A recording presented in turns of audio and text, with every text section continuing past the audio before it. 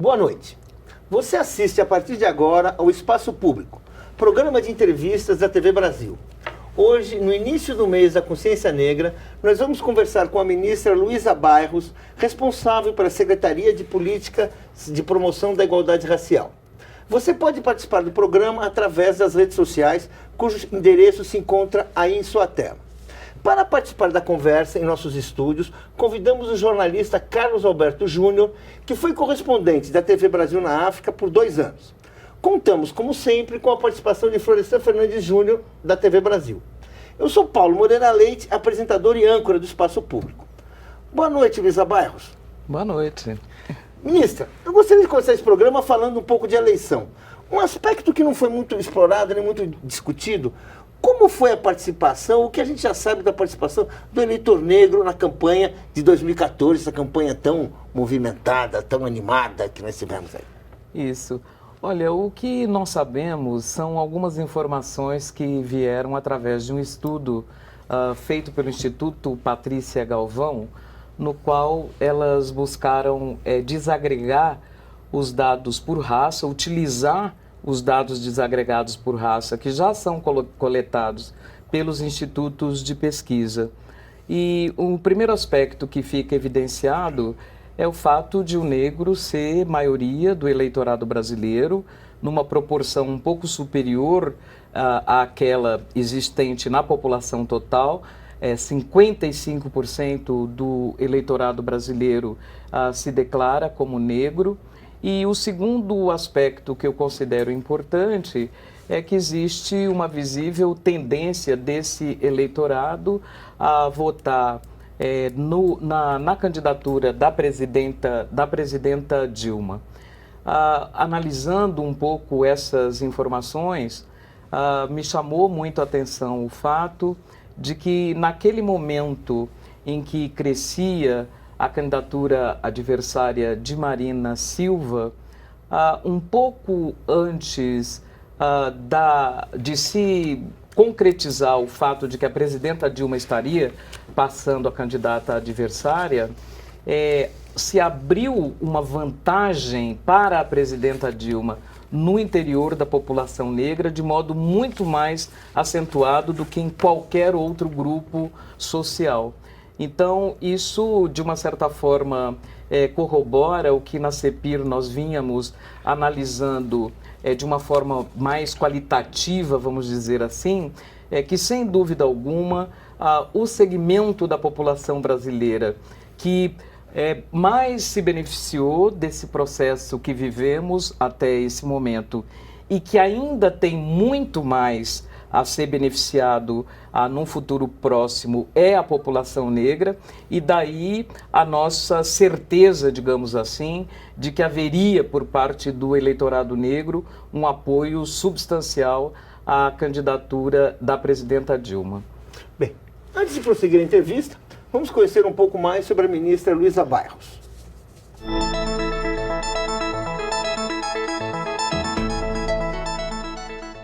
A ministra Luísa Helena de Bairros é gaúcha de Porto Alegre, onde nasceu em 1953. Depois de se formar em administração pública pela Universidade Federal do Rio Grande do Sul, Luísa Bairros mudou-se para Salvador. Na capital da Bahia, ela fez uma tese de mestrado em Ciências Sociais intitulada Pecados no Paraíso Racial: o negro no mercado de trabalho da Bahia, 1950 a 1980, onde se debruçava sobre o racismo nas relações de trabalho. Combinando a luta feminista com a luta contra o racismo, Luísa Bairros tornou-se uma das lideranças do Grupo de Mulheres do Movimento Negro Unificado, organização que esteve por trás das principais lutas contra o preconceito racial no fim do regime militar. Durante 4 anos, Luísa Bairros morou nos Estados Unidos, onde fez o curso de doutorado na Universidade de Michigan. De volta ao Brasil, tornou-se pesquisadora na Universidade Federal da Bahia e fundou o projeto Raça e Democracia nas Américas. Também ajudou a preparar a 3ª Conferência Mundial contra o Racismo, em Durban, na África do Sul, que foi marcada pela polêmica e confrontos políticos acirrados. Em 2008 e 2010, Luísa Bairros foi secretária de Promoção da Igualdade do Estado da Bahia, que tratava de políticas para mulheres e de igualdade racial, até ser desmembrada para cuidar apenas de questões raciais. Em janeiro de 2011, a convite da presidente Dilma Rousseff, ela assumiu a Secretaria de Políticas de Promoção da Igualdade Racial, cargo em que se encontra até hoje. Ministra, o Paulo abriu o programa falando da participação do eleitor negro. Eu queria saber um pouco sobre a participação do negro como agente da política, quer dizer, como parlamentar, como governante. Por que o negro não é tão bem representado pelo número de eleitores que existem hoje no país? Olha, essa questão, na verdade, ela envolve mais de um aspecto, né? Em primeiro lugar, eu acho que é a questão mais abrangente. Durante muito tempo, a gente viveu no Brasil considerando que o papel das pessoas negras, de uma maneira geral, poderia estar em outras esferas da vida, menos na esfera política. Os negros sempre foram aceitos nas esferas da cultura, naquilo que se refere ao entretenimento, na esfera do esporte, mas não era visto como participante da política. Isso tem a ver com o fato de que o racismo, de uma certa forma, cola em você uma ideia de uma infantilidade permanente ou de uma incapacidade de lidar com as grandes questões, com as grandes decisões, com destinos do país. Eu acho que essa foi uma visão que vigorou até os anos 90, eu diria, com muita força, embora você tivesse em alguns estados brasileiros aquilo que nós chamamos de voto racial. Candidatos negros que sempre conseguiram se eleger com os votos da sua própria comunidade, e isso até os anos 80, 90 por aí. O segundo aspecto tem a ver com o fato de que a eleição no Brasil sempre teve a ver com acesso a recursos financeiros que nós nunca tivemos dentro da nossa comunidade, pelo menos não o suficiente para poder assegurar esse tipo de participação.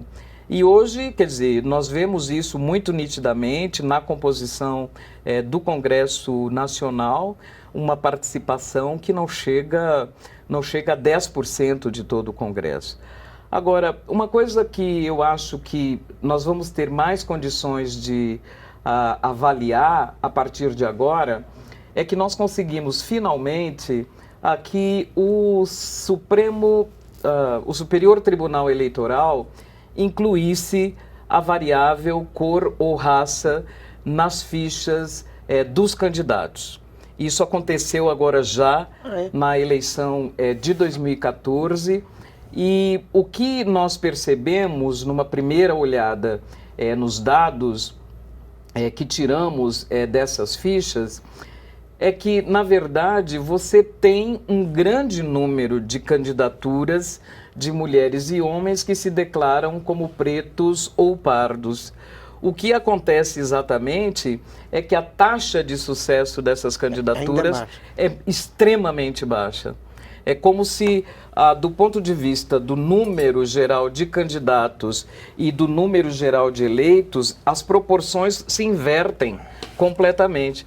Você tem uma grande taxa de sucesso entre candidatos brancos e uma taxa pequena, quase ínfima, entre candidatos negros. Então, eu acho que o processo mesmo de discussão da reforma política, ele terá que apontar para o que fazer em termos de democratizar a representação política dentro do nosso Congresso, e certamente não apenas as questões de gênero, mas também as de pertencimento racial terão que ser consideradas nessa nova equação. Ministra, queria pegar carona na pergunta do Florestan. A senhora acha que essa questão dessa baixa representatividade de negros na política brasileira teria a ver com uma formação, a falta de mais investimento na formação de lideranças negras? Eu sei que na Bahia, por exemplo, você tem o Olodum, ele aí que tratam desde jovens a questão do orgulho negro, né? Do negro é lindo e tem uma formação política com eles, são pessoas bem politizadas. A senhora acha que passaria um pouco por essa questão? Eu acho que não, muitíssimo antes pelo contrário. Para quem conhece os movimentos sociais no Brasil, por exemplo, sabe que você tem no país inteiro uma grande quantidade de lideranças comunitárias, de lideranças em diferentes tipos de associações, tanto mulheres como homens negros. A questão é que é como se esse contingente fizesse parte da política com P minúsculo. E aquilo que essas pessoas fazem, né, que é um processo de intervenção política a partir de uma base comunitária, mas é um processo de intervenção política, isso não se transforma num capital político suficientemente forte para fazer com que essas pessoas sejam porta-vozes das suas questões, das suas demandas. Tanto é assim que em qualquer lugar do país que você for, você sempre vai encontrar um político que tem uma grande quantidade dos chamados cabos eleitorais, não é? Que são negros, não é? Então, é justamente essa possibilidade que nós tenhamos de fazer com que esse aprendizado político se transforme num tipo de capital que nos dê chance de vislumbrar a política institucional como um espaço legítimo também para a nossa atuação.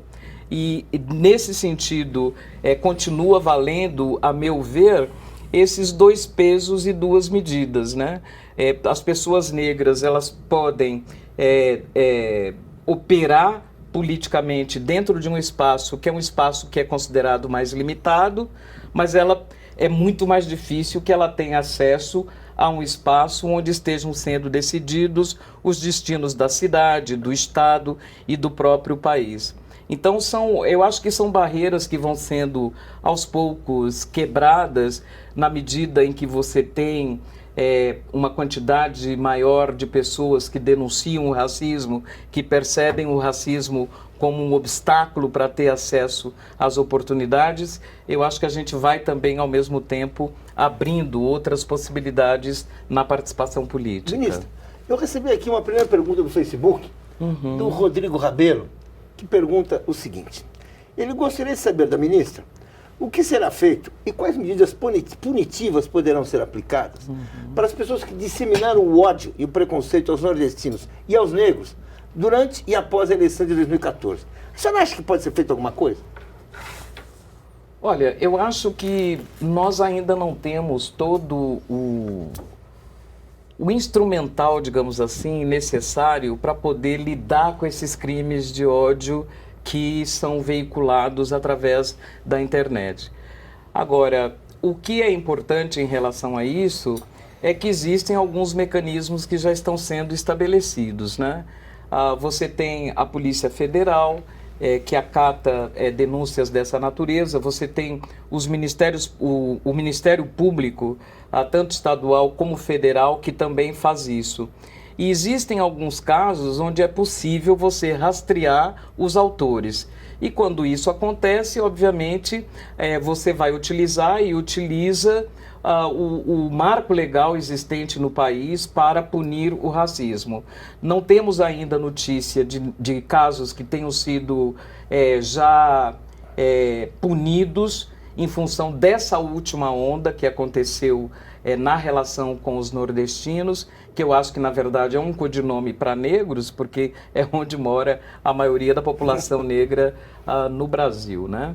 Mas eu acho que isso está se sofisticando cada vez mais e quando as pessoas são localizadas, elas têm sim sido objeto de punição. Agora, ministra, é interessante, né? Porque esse ódio já vem se manifestando há algum tempo, né? A gente vê aí nos campos de futebol, inclusive no seu estado, no Rio Grande do Sul, o goleiro do Santos foi ofendido num jogo contra o Grêmio, né? E isso se acabou se repetindo em Minas Gerais, São Paulo. O senhor acha que está havendo punição suficiente, firme, para coibir esse tipo de coisa? Não. As punições não têm sido suficientes, não. E nós temos, na verdade, que superar aquilo que eu considero um obstáculo para que o racismo se caracterize efetivamente como um crime, como diz a Constituição, que é exatamente o tipo de interpretação que o Poder Judiciário dá aos casos que são denunciados. Quer dizer, você tem uma taxa de punição que ainda é extremamente baixa, extremamente baixa. Num dos últimos levantamentos que foram feitos nesse sentido, pelo Laeser, lá da Universidade Federal do Rio de Janeiro, que analisou casos de racismo que chegavam em primeira e segunda instância, isso até o ano de 2008, 2009,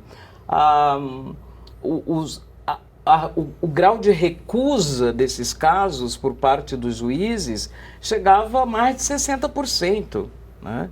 Então, quer dizer, ainda existe uma resistência muito grande de se caracterizar como racismo essas discriminações cotidianas que as pessoas sofrem. É como se houvesse, por parte das instituições, uma capacidade de definir o que é o racismo, e essa capacidade ela não está nunca na mão de quem sofre. Quer dizer, a dor que você sente, a humilhação pela qual você passa, é como se ela tivesse que se submeter a um outro filtro, né, que é o filtro da magistratura, e às vezes nem chega a tanto, às vezes é o filtro que se estabelece na delegacia, de dizer, não, isso não é racismo. Né? Então nós ainda temos esse tipo de problema, o que faz com que as punições sejam raras ainda, considerando a quantidade de denúncias que são feitas no país. Olha, para falar um pouco desse ambiente brasileiro, nós ouvimos um estudante da Guiné-Bissau, Muammar Diniz, que nos enviou uma pergunta, uma observação muito interessante sobre o Brasil, como ele pensava que era e como ele encontrou. Vamos ouvi-lo. Quando eu estava na Guiné-Bissau, o que passava na televisão é que o Brasil é um país unido, que é um país colorido, que muitos teóricos brasileiros tentaram mostrar para o mundo. Só que quando eu cheguei aqui, eu não vi isso. Eu vi que a desigualdade é tão grande.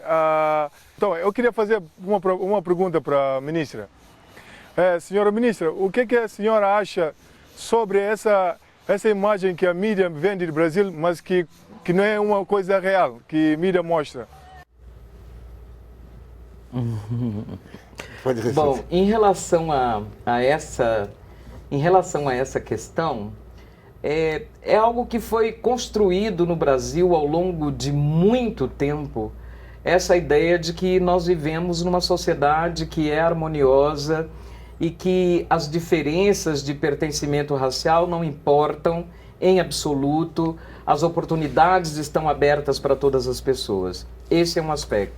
O segundo é que você efetivamente tem no país uma presença da cultura ou das culturas de matriz africana influenciando a cultura brasileira, que é muito grande. E existem, nesse sentido, um compartilhamento desse ponto de vista cultural que atravessa todos os grupos raciais. Então, isso tudo acabou servindo, de uma certa forma, para mascarar o fato de que a população negra sempre viveu em condições sociais muito mais desvantajosas do que qualquer outro grupo, que nós custamos muito a reconhecer que o racismo existe e que estrutura as hierarquias dentro da sociedade brasileira. Então, o Brasil sempre viveu dessa imagem, sempre cultivou essa imagem de harmonia, sempre vendeu a ideia de uma democracia racial, que eu acredito que vem aos poucos sendo desmontada, sendo desconstruída, de maneira que nós possamos nos aproximar, digamos assim, de uma imagem do país que seja mais verdadeira. Por isso, muitas vezes, os africanos, quando aqui chegam, se assustam ou se surpreendem um pouco com o fato de que essa harmonia ela não está assim tão garantida na prática. Mas a gente está buscando isso. Bem, nós vamos fazer um rápido intervalo. mas voltamos em instantes com a ministra Luísa Bairros.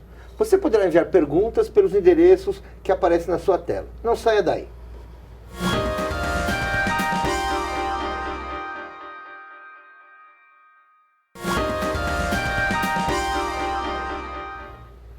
O Espaço Público está de volta discutindo as questões raciais com a ministra da Secretaria de Políticas da Promoção da Igualdade Racial, Luísa Bairros.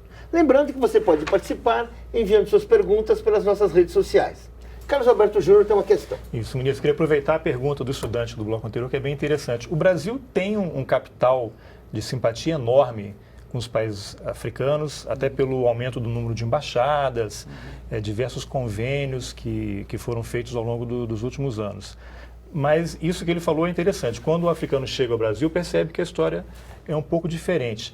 Que iniciativas estão sendo feitas no âmbito do governo federal no sentido de intensificar o intercâmbio, seja na área universitária, seja com transferência de conhecimento, de tecnologia? A gente sabe que a Embrapa tem um escritório na África, baseado em Gana. Os africanos precisam muito desse tipo de conhecimento, mas ainda é pouco. Até falta um pouco de capacidade do Brasil para atender toda a demanda que existe por lá.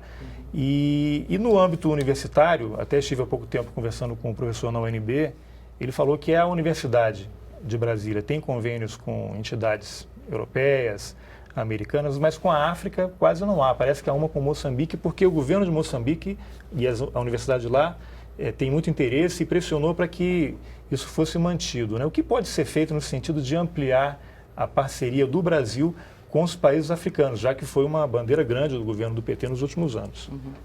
Olha, eu acho que para além daquilo que resultou no aumento de relações comerciais entre o Brasil e diversos países africanos, existe uma agenda de colaboração, de cooperação técnica, né, do Brasil com vários países da África, que é feito através dessas embaixadas, das diversas embaixadas que foram criadas ao longo desses últimos anos. Agora, em relação a isso, em primeiro lugar, eu acho o seguinte: nós temos que ampliar um pouco mais o que seria a participação de organizações da sociedade civil do Brasil, especialmente das organizações negras, nesses programas de cooperação técnica que existem entre Brasil e África. Naquilo que se relaciona a programas de trocas culturais, e eles existem em grandes números, trabalhos comunitários que são feitos na África com a participação de organizações brasileiras. Eu acho que tem que haver um interesse maior da nossa parte em abrir o espaço também para organizações negras. Eu acho muito peculiar o fato de que você tem geralmente trabalhando na África pessoas brancas brasileiras, né? E isso também é uma forma de seleção e uma forma de exclusão, digamos, de pessoas negras de participar em experiências internacionais que são fundamentais para a sua formação pessoal, profissional, política e etc. Naquilo que se relaciona aos intercâmbios entre universidades, isso também tem já se ampliado. Existem programas novos, inclusive apoiados por CNPq, que apontam para esse tipo de possibilidade, mas o que me parece é que você precisa, no Brasil, de uma maneira geral, nas universidades brasileiras, ampliar o escopo das relações internacionais, porque ainda é uma coisa muito reduzida. E isso faz com que os estudantes africanos que vêm para cá, eles sofram um pouco com a falta de apoio, com a falta de recursos institucionais para a pessoa conseguir chegar no país e ser acolhida e ser acompanhada e coisas desse tipo. Na maioria dos casos, os estudantes africanos ainda têm que se valer das suas associações próprias, muito mais do que da estrutura das nossas universidades. Então, eu não vejo isso como um caso específico para os estudantes africanos, mas de como as nossas universidades se abrem mais para programas internacionais, percebendo a importância que tem essa nossa relação com a África, inclusive. Do mesmo modo, os convênios com universidades africanas, eu acho que são extremamente importantes. Quando você viaja para estudar numa universidade de outro país, você não vai apenas atrás do conhecimento, da superioridade técnica, digamos assim, ou da superioridade acadêmica de uma universidade em relação ao Brasil. Você vai mais fundamentalmente, pode ir mais fundamentalmente, pela possibilidade que você tenha de viver outras experiências, que isso é uma coisa que você não substitui por absolutamente nada no seu processo de formação, no seu processo de pensar, não é? A sua própria sociedade, na relação com as outras, etc.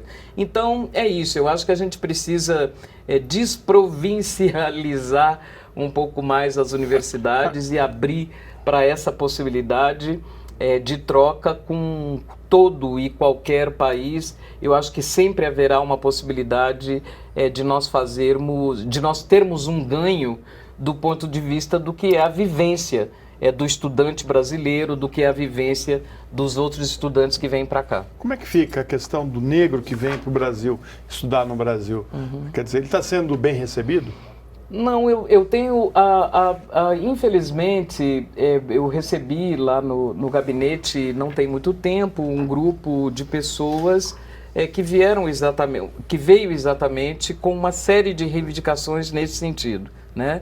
Quer dizer, o que nós poderíamos fazer? Procurar trabalhar a partir da CEPIR dentro do governo brasileiro, junto ao MEC e outros ministérios, para que você dê um apoio maior a esses estudantes. Nós temos hoje, operando, digamos assim, nessa vinda de estudantes africanos para o Brasil, não apenas esses convênios que são legitimamente feitos entre as universidades e entre os países, mas nós já começamos a ter, infelizmente, agentes privados, não é? Que estão trazendo estudantes africanos para escolas particulares no Brasil, vendendo possibilidades que na verdade não existem, cursos com qualidade extremamente baixa, com condições de moradia praticamente inexistentes. Então existe sim ainda um trabalho nosso para ser feito nessa direção.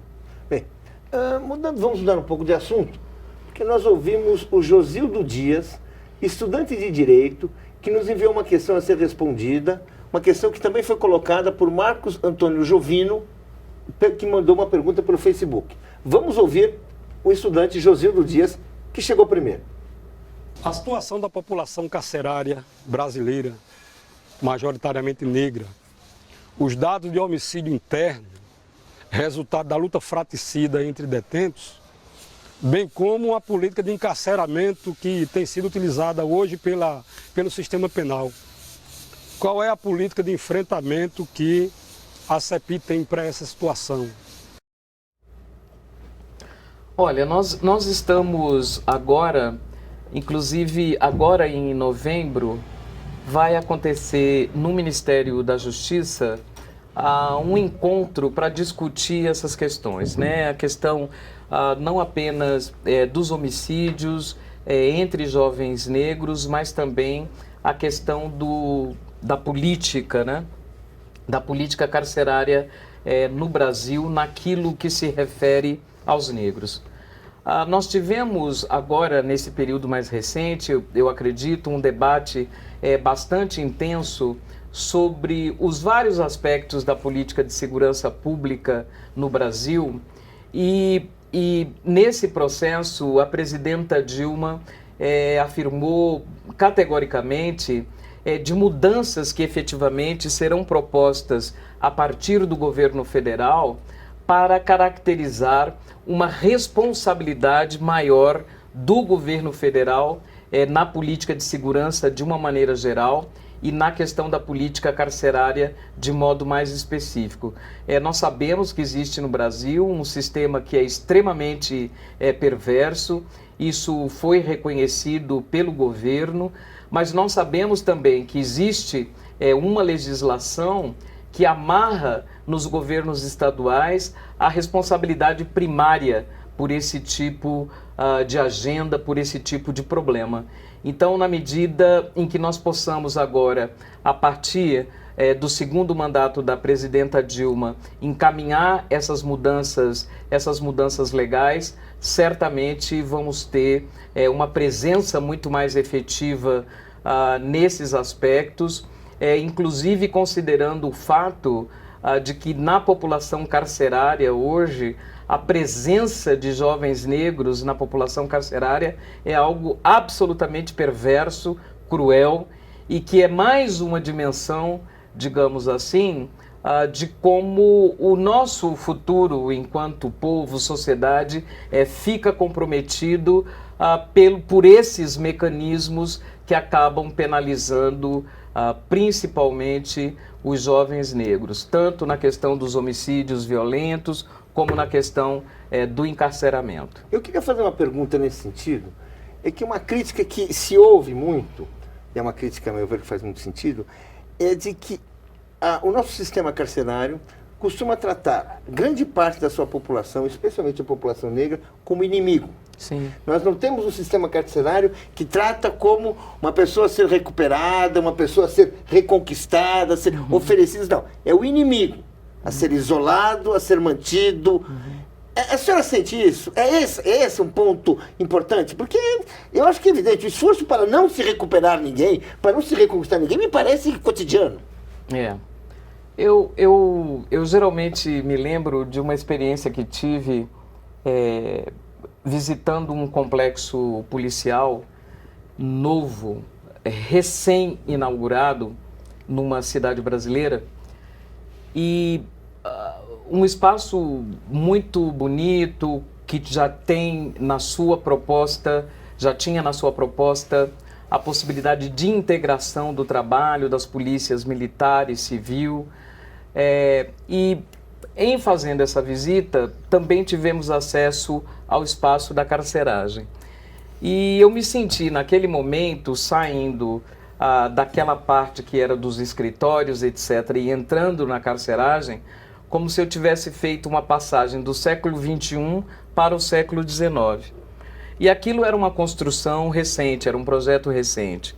Então, você vê, inclusive no próprio processo, no próprio projeto de engenharia, no projeto arquitetônico, já existe essa ideia de que a carceragem é um lugar onde, na verdade, você vai enterrar alguém para morrer, você espera em muitíssimo pouco tempo. Então, essa discussão sobre esse sistema no Brasil, ela é uma discussão extremamente complexa e ela vai ter que retomar, digamos assim, o que são os objetivos primeiros disso. O que nós pretendemos enquanto sociedade? Nós pretendemos, enquanto sociedade, punir alguém por algum crime que cometeu, ou nós pretendemos, enquanto sociedade, condenar as pessoas que cometeram algum crime a uma condição eterna de criminoso e, portanto, uma punição que não vai nunca ter fim, né? Então, eu acho que essa é a discussão de fundo que tem que ser feita. Não é apenas no caso brasileiro, infelizmente, em vários outros países da diáspora você tem essa característica, a população negra é a mais encarcerada, alguém dirá, é porque é a mais pobre, é porque ela é mais voltada efetivamente para atividades criminosas. Então, todos esses processos têm que estar em discussão. A própria Angela Davis, quando esteve aqui no programa, que é alguém que se dedica profundamente a esse caso, ela inclusive coloca que os sistemas de encarceramento que existem hoje no mundo são efetivamente uma nova forma de escravidão, né? Porque você retira dessas pessoas qualquer possibilidade de participação, qualquer possibilidade de definição, de vir a participar em condições iguais em nenhum momento de suas vidas. Isso aqui está colocado. Ministra, o governo federal tem uma ação forte em relação à promoção da igualdade racial. Qual o papel de estados e municípios nesse processo? E qual é o papel da iniciativa privada? Eu sei que tem o plano plurianual, que um dos objetivos é estabelecer acordos para a inclusão da população negra no mercado de trabalho. Como é que está esse processo? Como é a receptividade do setor da iniciativa privada nesse aspecto? Olha, você tem, em primeiro lugar, nós constituímos ao longo desses últimos 4 anos o chamado Sistema Nacional de Promoção da Igualdade Racial, que é um sistema de política pública, obviamente, aos moldes de outros sistemas que nós já temos, como na assistência social, na segurança alimentar e por aí vai. Nesse sistema, o que nós buscamos é estabelecer competências para o governo federal, para o estadual e para o municipal na execução da política de promoção da igualdade racial.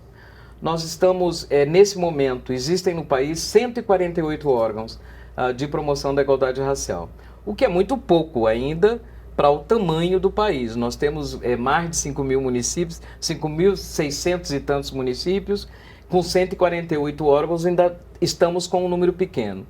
O importante é que muitos deles são órgãos estaduais e que podem efetivamente atuar como multiplicadores dessas ações que nós organizamos aqui a partir do governo federal. Então, esse sistema, naquilo que se refere ao setor público, pelo menos às esferas do executivo, ele já está bem delineado.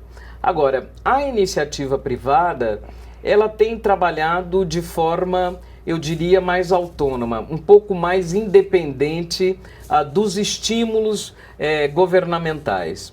E tem um detalhe, ou uma característica aqui no Brasil, com pouquíssimas exceções, o que você tem são filiais de corporações internacionais, cujas matrizes já se utilizam de programas de igualdade racial e que têm sido, de uma certa forma, replicados no Brasil. Quer dizer, você não tem isso ainda como um valor do empresariado nacional, né? Isso não é um valor do empresariado nacional. E é muito interessante, inclusive, você perceber o seguinte, conversando com um grande empresário brasileiro, cuja empresa tem filial nos Estados Unidos, ele falou que essas políticas são usadas na filial norte-americana, mas que no Brasil nunca se pensou em fazer esse tipo de coisa. Então você precisa efetivamente ainda criar algum tipo de estímulo, de conversa com o empresariado nacional, no sentido de que ele também absorva isso como uma tarefa sua. Eu não tenho dúvida de que a decisão de instituir a reserva de vagas nos concursos públicos da administração pública federal, ela já está sendo muito importante para estimular isso em outros agentes, inclusive os agentes privados. Ela provocou aquilo que nós, inclusive, esperávamos, que é uma espécie de efeito demonstração.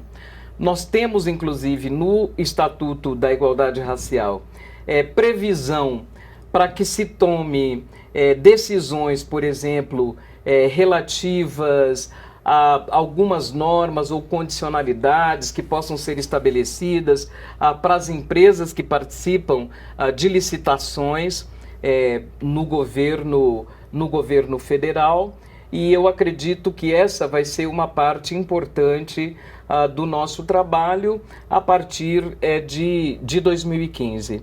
Mas, respondendo mais diretamente, essas empresas existem, são multinacionais geralmente, E agora, recentemente, a Prefeitura de São Paulo, inclusive, tomou a iniciativa de propor um fórum de desenvolvimento econômico inclusivo, onde essas empresas participarão e certamente nos ajudarão a pensar formas de estimular a que outras venham a participar desse esforço de promoção da igualdade racial. Ministra, retomando aquele tema da questão da carceragem, dos presos, a origem disso tudo está na ação policial, principalmente nas áreas mais carentes do país, nas favelas e na periferia. Geralmente, jovens negros sofrem muito mais uma ação repressiva da polícia, acabam sendo vítimas dessa violência e a gente tem cenas dramáticas, inclusive uma de um carro policial carregando uma mulher negra arrastada pelo carro, pela viatura policial, né? E isso acho que junta um pouco com o que disse o Júnior a respeito dessa questão da ação da polícia estadual, da polícia municipal. Quer dizer, eles não estão conseguindo dar conta de acabar com essa discriminação? Olha, essa é uma questão que vem sendo tratada, no caso específico da CEPIR, ela vem sendo tratada na dimensão da juventude, no que isso atinge a juventude negra no Brasil. Em função disso, que propusemos o Plano Juventude Viva, que hoje é executado pela ação conjunta de vários ministérios, exatamente no sentido de prevenir não só as mortes, mas outras situações de violência em relação a jovens negros. E no âmbito desse Plano Juventude Viva, o Ministério da Justiça e a CEPIR discutiram e já colocaram em marcha um protocolo que reúne várias instituições, porque a complexidade dessa questão está também no fato, a sua resolução, né, está no fato de que ela atravessa várias e diferentes instituições.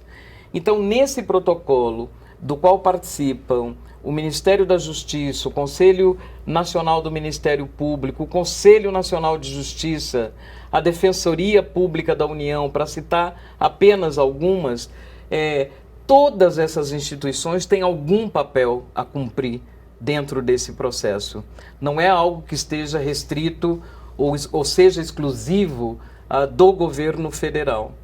Então, o que move, digamos, todas essas instituições dentro do protocolo é uma questão mais ampla, que é essa questão do acesso à justiça, que efetivamente para a população negra, de uma maneira geral e mais especificamente para a parcela pobre da população negra, isso não está dado em absoluto, né? Quer dizer, são pessoas que vivem em territórios que estão sujeitos a todo o tipo de desrespeito e por aí vai. Então, a nossa expectativa é que, pelo desenvolvimento desse protocolo, nós possamos efetivamente superar essas situações de injustiça que nós encontramos com tanta frequência. Um dos aspectos mais cruciais desse processo tem a ver com uma questão, que é uma expressão que alguns já nem gostam mais de utilizar, mas é uma realidade e uma necessidade, que é o chamado controle externo da atividade policial. Quer dizer, você não conseguiu efetivamente no Brasil, hoje, estabelecer os lugares e os mecanismos efetivos para que esse controle externo seja exercido. E essa é, inclusive, uma prerrogativa do Ministério Público. Só ele poderá fazer esse controle externo da atividade policial. E é preciso que nós retomemos essa questão.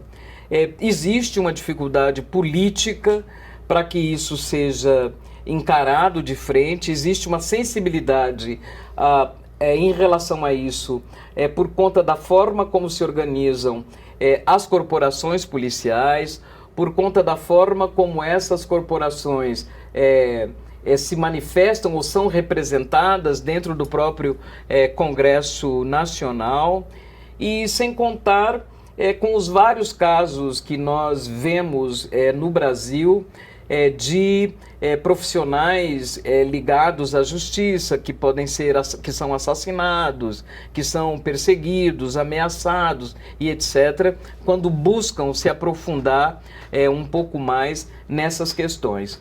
Então, é algo que faz parte, eu acho, de todo esse processo de discutir o que é a democracia no Brasil, né?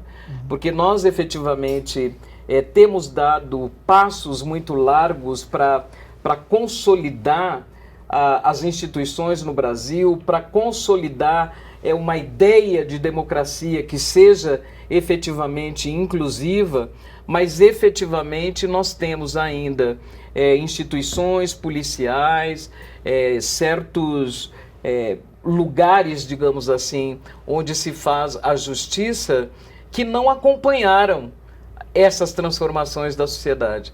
O que nós temos que fazer agora é criar uma equalização entre o que seria, não é? O que seriam os poderes de justiça, o que seria a instituição policial adequada a uma sociedade democrática.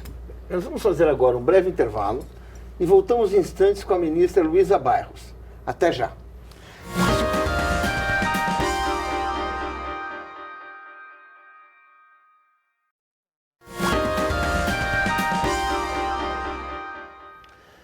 Estamos de volta com o Espaço Público, que hoje entrevista a ministra da Secretaria de Políticas de Promoção da Igualdade Racial, Luísa Bairros. Nós ouvimos o reitor da Faculdade Zumbi dos Palmares, a Unipalmares, José Vicente. Ele nos enviou uma pergunta e vamos ouvi-la. O Brasil teve duas grandes conquistas na inclusão e na valorização do negro, que foram o acesso às cotas ao ensino superior e agora a promulgação da lei de cotas no serviço público para negros. Essas duas conquistas permitiram produzir um marco legal. A minha pergunta é: de que maneira a senhora acha que será possível consolidar, ampliar e fazer com que esses dois mecanismos cumpram seus objetivos propostos pela lei? Olha, em relação às cotas nas universidades, eu acho que nas universidades federais e nos institutos técnicos federais, eu acho que nós temos caminhado muito bem.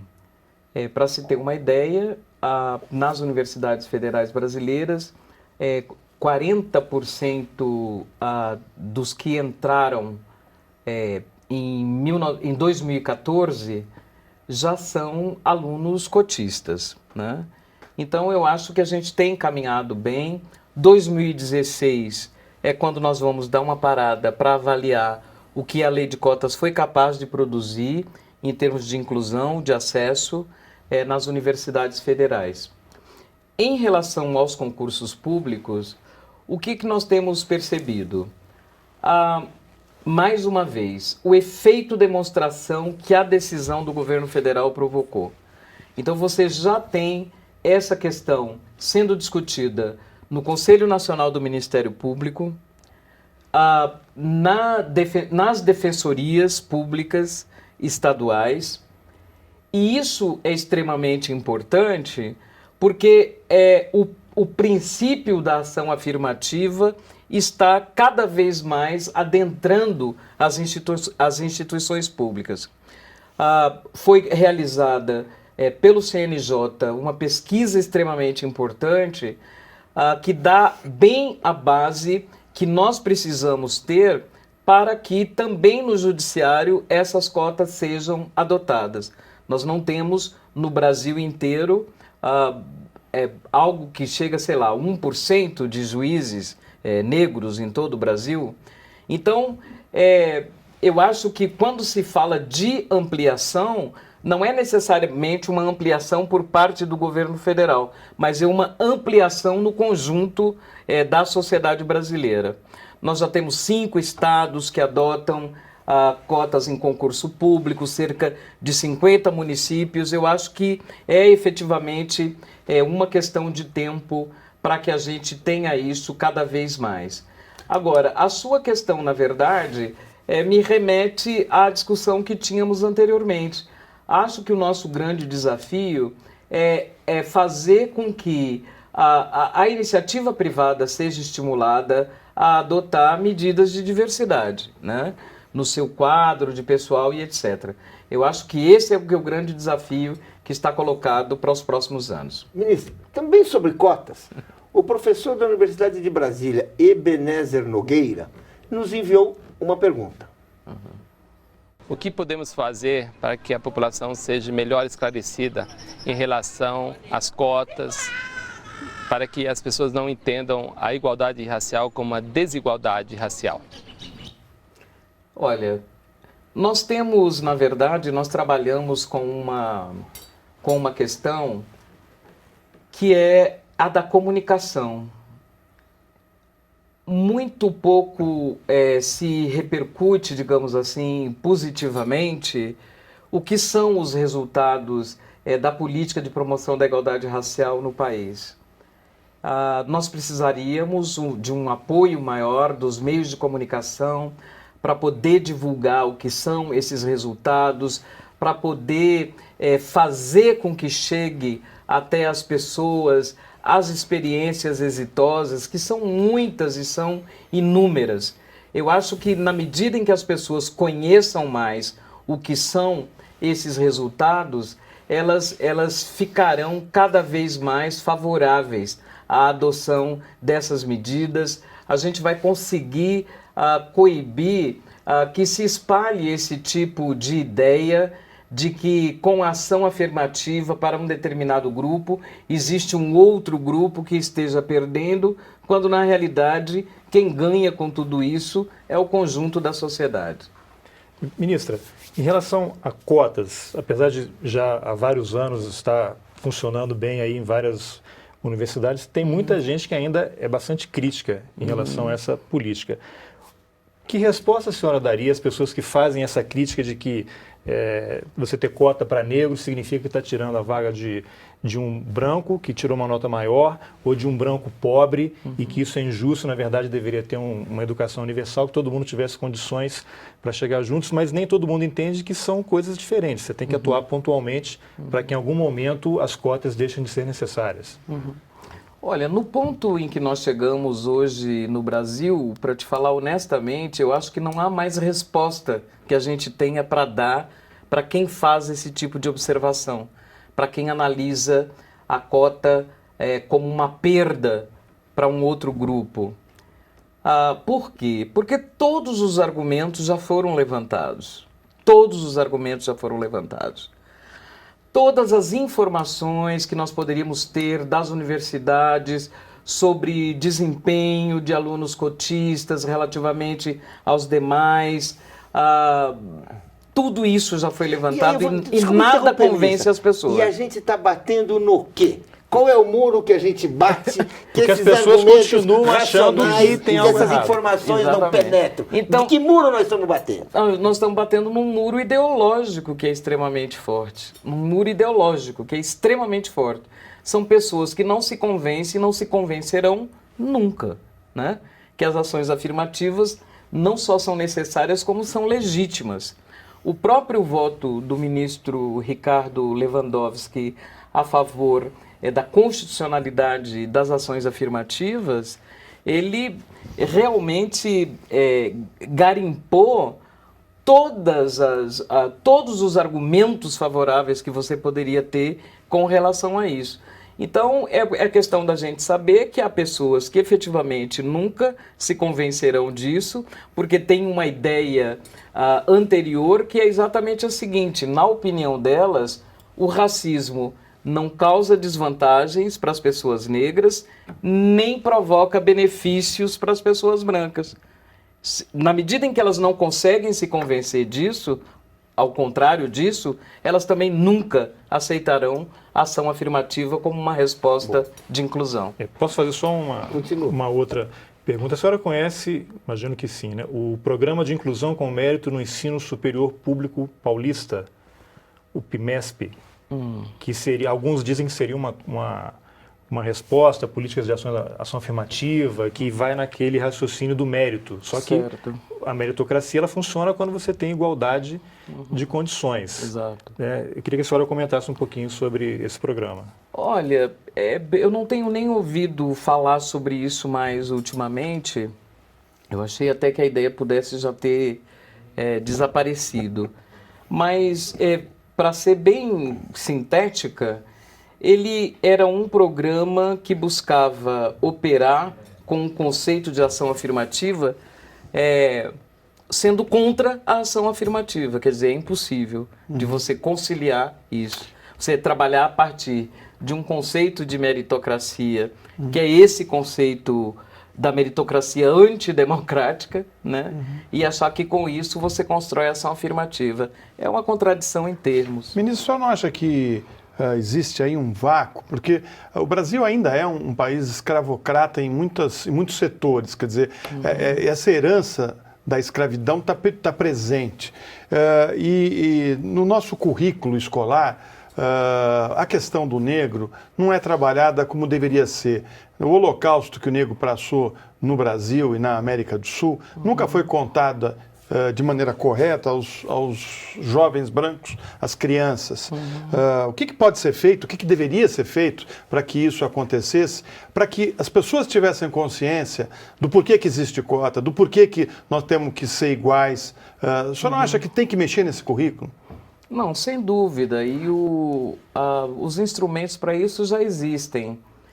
Existe a Lei 10.639, que é uma lei de 2003, foi a primeira lei sancionada pelo presidente Lula, no primeiro mandato ainda, que modifica a Lei de Diretrizes e Bases da Educação Nacional, tornando obrigatório o ensino da história e da cultura afro-brasileira no sistema de ensino.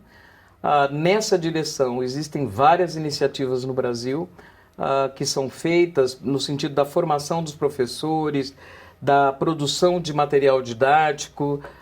Algumas dessas iniciativas contam com a participação do governo federal, tanto do MEC quanto da CEPIR, mas mais uma vez esbarramos na questão da nossa federação, né? Quer dizer, as secretarias estaduais de educação e as secretarias municipais de educação ainda têm um papel grande a cumprir no sentido de tornar efetiva esses conteúdos, né, dentro das salas de aula. Mas nós já estamos caminhando no país nessa direção. As resistências ainda existem, existe uma forte manipulação, digamos, do que essa lei diz por alguns setores que acham que essa é uma forma de se fazer um ensino religioso de matriz africana dentro das escolas, mas são questões políticas que fazem parte dessa mudança que a gente pretende estabelecer no Brasil, que é uma mudança de mentalidade a respeito do que significam as diferenças que existem entre as pessoas e de que essas diferenças não são desigualdades.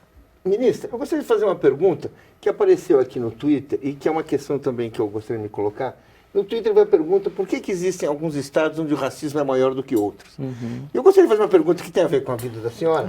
Quer saber por que a senhora, uma gaúcha, de repente foi para Salvador e não voltou mais para o Rio Grande do Sul? O que aconteceu lá? O que o encanto que a baiana tem? Quem que teve aquilo ali, que fez ali?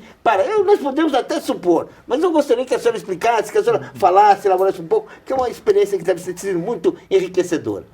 Na verdade, eu considero que não existe racismo mais forte num lugar ou mais fraco em outro. O que existem são diferentes formas de operação do racismo.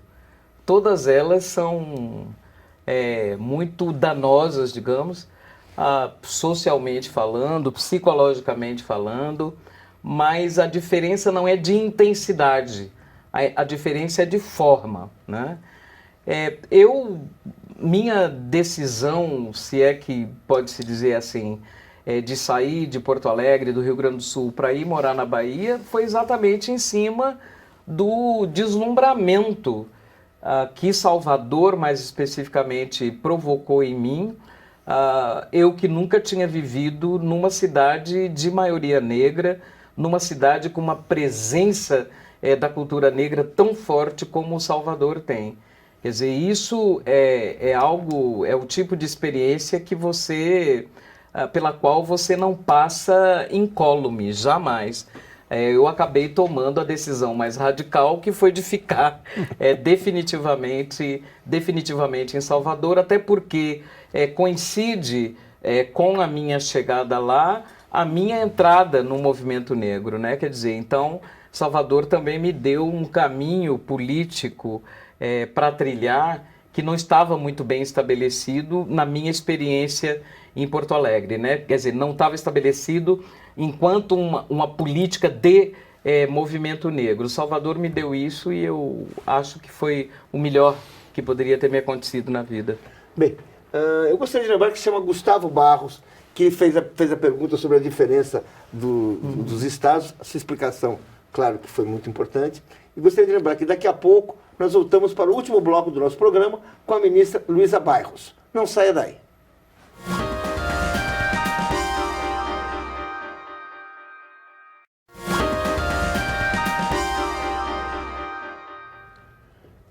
Estamos de volta com o Espaço Público, que hoje entrevista a ministra da Secretaria de Políticas de Promoção da Igualdade Racial, Luísa Bairros. Eu gostaria de começar esse último bloco contando para o espectador que a partir da semana que vem, a TV Brasil começa a exibir uma novela feita em Angola, o Indec. Uma produção que se passa em Luanda, tratando das tradições, de toda a história da população daquele país. A estreia será na segunda-feira, sempre às 11 da noite. E gostaria de tocar nessa questão desta novela para lembrar que a tradição da televisão brasileira e das novelas brasileiras, muito pelo contrário, não é de ter atores negros. É uma tradição que vem pelo contrário. Só para fazer um levantamento histórico, a primeira novela que tinha um personagem negro como protagonista, Cabana do Pai Tomás, o ator principal era um ator branco, pintado de negro. Outra novela que foi um sucesso internacional, Lucélia Santos, no papel de Escrava Isaura, era uma atriz branca, fazendo o papel de uma mestiça. Vamos falar de uma mestiça, que na verdade era uma negra. Até mesmo em Dona Flor, um seriado, os atores brancos foram bronzeados para poder fazer o papel de atores mestiços. Ou seja, nós estamos falando de uma situação que também está aqui em vários internautas colocam. E eu gostaria que a senhora comentasse um pouco essa questão, falasse um pouco desse esforço, dessa ação para manter o negro invisível naquele que é a grande parte da indústria cultural brasileira, que é a televisão. Não, essa é uma trincheira muito importante, né? Que é essa questão da representação. Como o negro é visto ou como ele é omitido das imagens que são veiculadas através de vários meios. Nas novelas brasileiras, por exemplo, já existe um estudo que hoje é um clássico, que se chama A Negação do Brasil, que é de autoria de Joelzito Araújo, que trata exatamente disso, né? Como as imagens do negro são estereotipadas nas novelas, ou como os personagens negros sempre ficam a dever do ponto de vista das suas possibilidades enquanto personagem, de como você não desenvolve na dramaturgia esses personagens. Então, nós temos feito na CEPIR, no governo como um todo, várias iniciativas no sentido de reverter essas imagens negativas sobre a pessoa negra nos meios de comunicação e nas artes de uma maneira geral. Por isso fizemos editais voltados para grupos negros de teatro e outras coisas, para que as pessoas pudessem contar suas histórias a partir da sua própria perspectiva, sem estereótipos, sem essas coisas. Então, a questão da novela, da exibição da novela pela Televisão Brasil, é fruto de uma parceria da CEPIR e a EBC, exatamente para mostrar que é possível, dentro de um gênero que é tão comum no Brasil, tão bem aceito no Brasil, você ter protagonistas negros. É uma coisa simples de fazer. Tanto é que a gente está trazendo isso na novela para mostrar. Vamos ver como é que as pessoas reagem a isso. Eu espero que bem. Então, ministra, aproveitando a sua resposta, eu fiz um trabalho há pouco tempo na Bahia e um ator baiano, falando de televisão, ele comentava exatamente sobre isso. O fato de os negros no Brasil crescerem e não se reconhecerem na televisão brasileira. Eles não estarem representados nos programas que eles assistem, sempre em papéis subalternos. Tal. Mas aí eu queria aproveitar a sua história de Porto Alegre para a Bahia. Qual foi o momento na sua vida que, antes mesmo de entrar oficialmente para o movimento negro, em que caiu a ficha assim, que olha, tem alguma coisa errada e isso tem que mudar? A senhora lembra de alguma situação específica? Não, de situação específica não. Isso, quer dizer, para as pessoas da minha geração, isso é algo muito presente se você vive numa cidade como Porto Alegre. Entendeu? Isso aí, seu pai e a sua mãe sabem e lhe preparam para ser uma pessoa negra numa sociedade de maioria branca. Não com esse vocabulário que a gente utiliza hoje, mas com uma percepção muito profunda de que você prepara o seu filho para viver numa sociedade onde ele pode ser discriminado a qualquer momento. E eu fui criada assim, ok? Pode e né?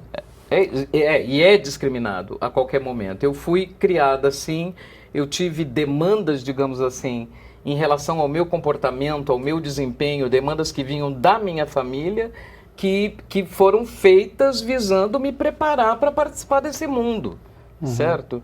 Então, e isso é uma característica de quem viveu em Porto Alegre na época em que eu vivi. Não é? Na época eu cresci em Porto Alegre, eu adolescente em Porto Alegre, os clubes sociais eram separados, havia clubes brancos e clubes negros.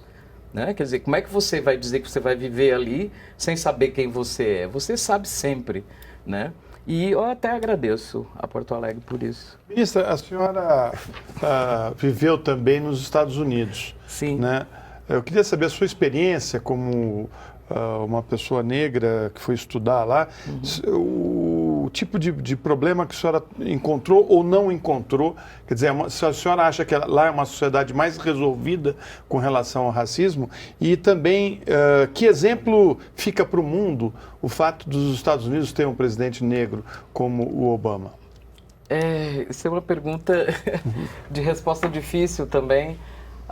Quer dizer, é muito diferente nos Estados Unidos esse tipo de coisa, porque é uma sociedade onde as pessoas brancas não são obrigadas a gostar de você.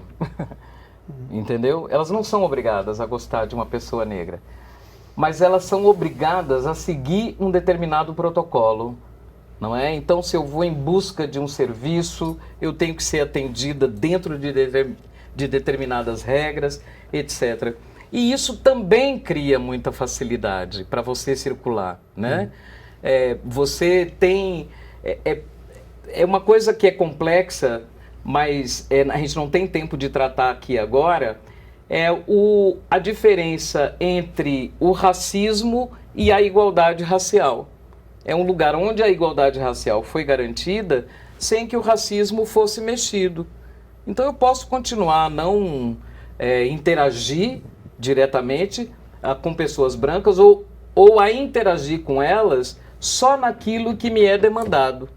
Que não dá para no evitar... ambiente do trabalho, no ambiente da escola e por aí vai. Eu acho que isso cria uma facilidade imensa, porque aqui no Brasil se criou essa ideia de que você tem que gostar da pessoa negra E então acaba sendo aquele gostar como quem gosta de um animalzinho de estimação, né?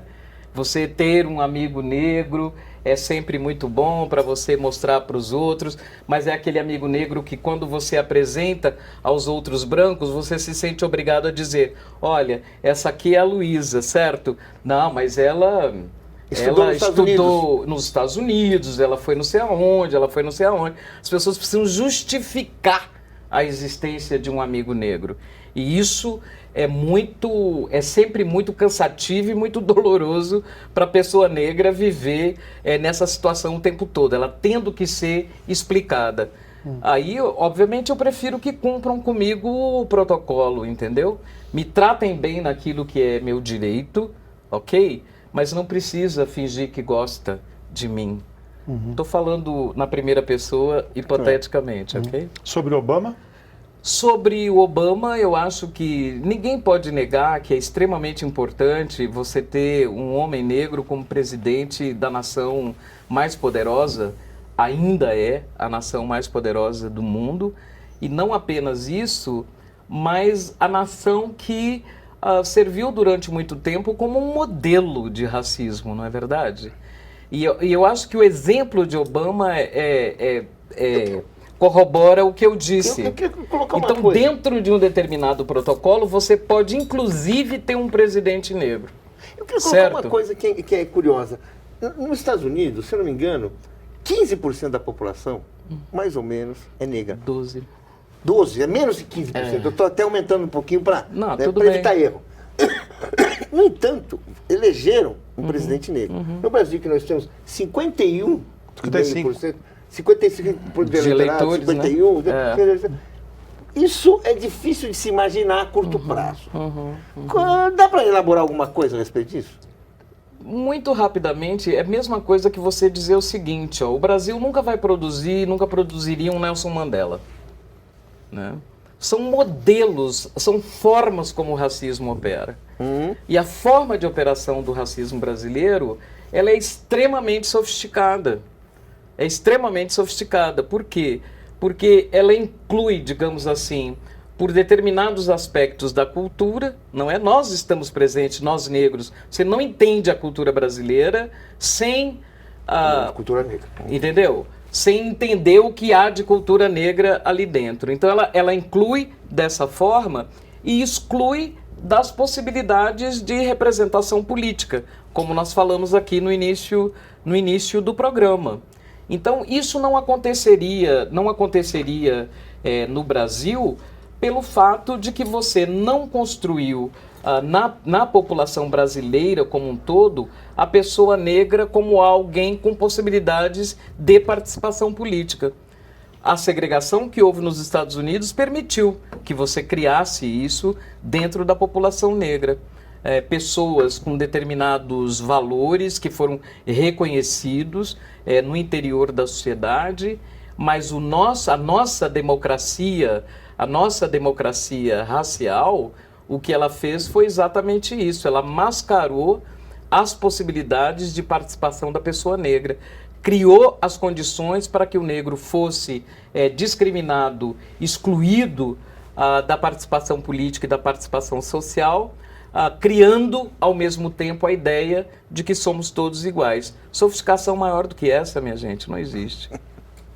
Ministra, a OAB, eu li hoje até na Agência Brasil, criou uma comissão para investigar a escravidão de negros no Brasil. Seria uma comissão, até anotei o nome, Nacional da Verdade da Escravidão Negra do Brasil, e um dos objetivos seria promover um resgate histórico do papel do negro na Constituição do Brasil.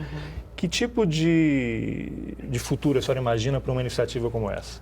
É uma iniciativa bastante recente, foi uma decisão que a OAB tomou num congresso que realizou há pouco mais de uma semana.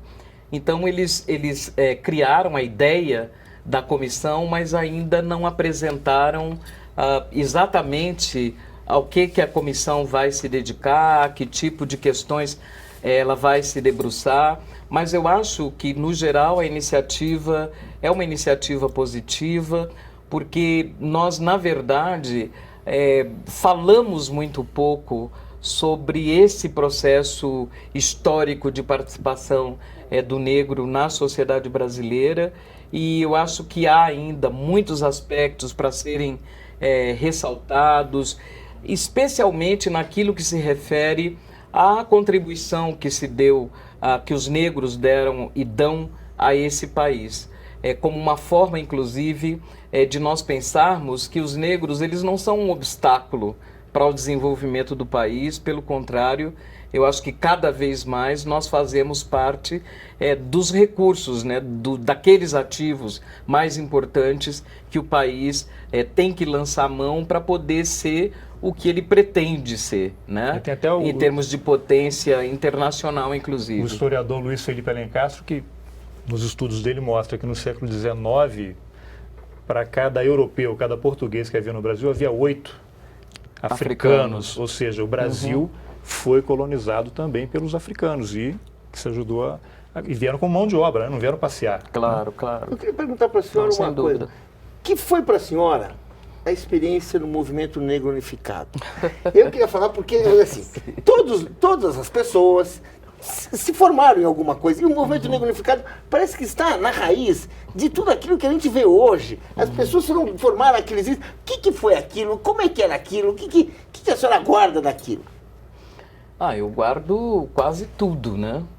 Porque o movimento negro unificado nasceu em 1978, eu entrei um ano depois dele ter sido criado, num momento de efervescência muito grande na sociedade brasileira, muitos movimentos sociais se formando, se mobilizando contra a ditadura, naquele contexto, né, contra a ditadura. Então foram, assim, para mim, anos fundamentais do ponto de vista da formação política. Eu que vinha de uma experiência de movimento estudantil que é completamente diferente, digamos, né? Então, como eu passei a entender a forma como a sociedade brasileira se estrutura suas hierarquias, especialmente em consequência do racismo, e de também participar desse processo de desmonte dessa ideia da democracia racial, porque isso é que nos atrasou durante muito tempo. Nos atrasou durante muito tempo. Uma questão que naquele momento era importante era aceitar a ideia, que é uma coisa que o Carlos Alberto Júnior falou, aceitar a ideia de que a igualdade real entre brancos e negros não era um problema para ser adiado para gerações futuras. Tinha que ser encarnado agora. E isso é uma questão que foi necessária, assim, muita independência e muita coragem naquele momento, porque era uma questão que a própria oposição à ditadura, que se mobilizava para muitas coisas, não tinha clareza sobre isso, e inclusive combatia isso, né? Como é que era isso? Nós éramos muito combatidos, porque nos colocávamos, digamos assim, como parte da esquerda, né, que efervescia naquele momento, mas éramos também negados por ela, porque a ideia era que aquilo que o movimento negro trazia do racismo como um elemento tão central na sociedade brasileira era algo que dividia a classe trabalhadora, né? Então, na verdade, foi um movimento que lutou sozinho, sem aliados, durante a maior parte de sua vida. Bem, senhora, queríamos agradecer a nossa convidada, a ministra Luísa Bairros, que está compreendendo como a gente tem muito mais a falar do que parece um programa desse tipo. Queria agradecer ao Carlos Alberto Júnior, ao Florestan, a você que está aí nos assistindo, né? E queria desejar convidar você para mais um programa Espaço Público na próxima terça-feira, às 10 da noite. Até lá.